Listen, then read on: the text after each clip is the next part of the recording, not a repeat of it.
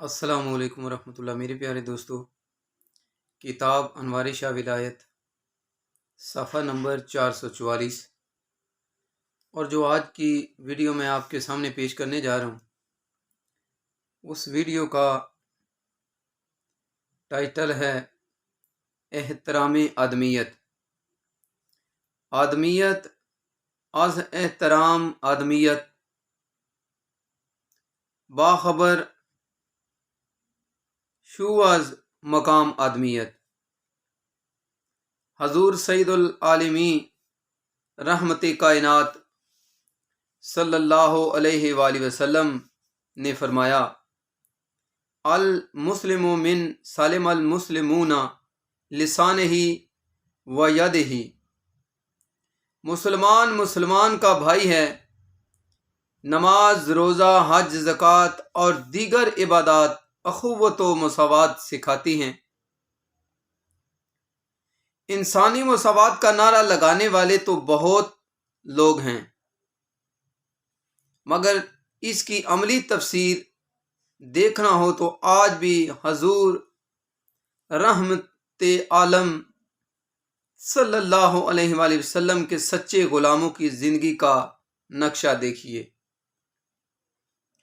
حضرت پیر سید شاہ ولایت قدس سرہ العزیز مسلمانوں کا انتہائی احترام فرماتے تھے اور کسی مسلمان سے بیماری کی وجہ سے نفرت نہیں فرماتے تھے۔ صحت مند ہو یا بیمار، سب کو ایک ہی دسترخوان پر کھانا پیش کیا جاتا ہے۔ آپ مسلمانوں کا اس قدر احترام فرماتے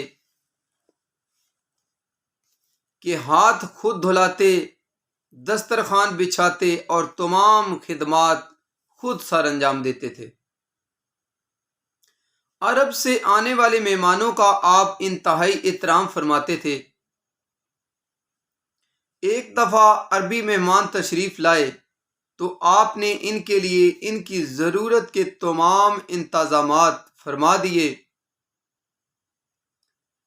حضرت صاحب پانی تک ان کے لیے خود گرم فرماتے اور انہیں پیش فرماتے۔ کسی نے اعتراض کیا کہ یہ لوگ حضرت صاحب کے سامنے داڑھی مونڈتے ہیں اور حضرت صاحب انہیں کچھ نہیں کہتے۔ یہ بات حضرت صاحب تک پہنچی تو آپ نے ارشاد فرمایا، مجھے معلوم ہے کہ داڑھی رکھنا سنت ہے، مگر یاد رکھو، دیکھو تو صحیح ان لوگوں کی نسبت کس دیش سے ہے۔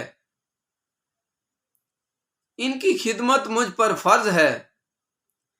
داڑھی مونڈنا ان کا عمل ہے اور خدمت کرنا میرا فرض ہے۔ میں تو اپنا فرض بجا لا رہا ہوں اور ان مکی مدنی مہمانوں کی خدمت حسب توفیق کر رہا ہوں۔ کمال کی بات یہ ہے کہ حضرت صاحب عرب مہمانوں کو خود چائے کھانا کھلاتے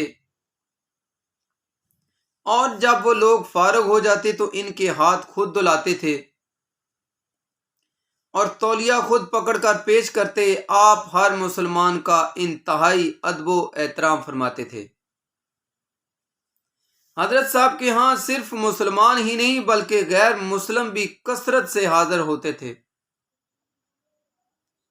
اور آپ نے لنگر کا انتظام غیر مسلموں کے لیے الگ کر رکھا تھا۔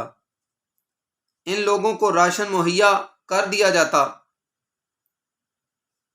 اور حضرت صاحب ارشاد فرماتے، آپ اپنا لنگر خود اپنے ہاتھ سے پکاؤ۔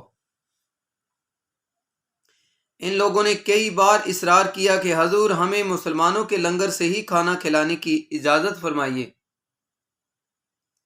تو آپ نے ارشاد فرمایا، جب آپ لوگوں کے لیے الگ انتظام موجود ہے تو پھر اصرار کیوں کرتے ہو۔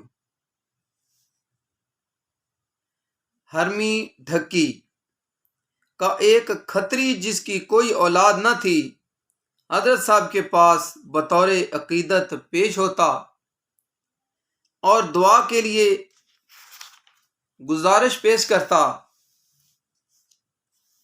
آپ نے ارشاد فرمایا، جھٹکا غیر مسلموں کا ذبیحہ، کھانا چھوڑ دو۔ اللہ تعالیٰ تمہیں اولاد عطا فرمائے گا۔ حضرت صاحب کے ایک خادم پیر غلام احمد صاحب بیان کرتے ہیں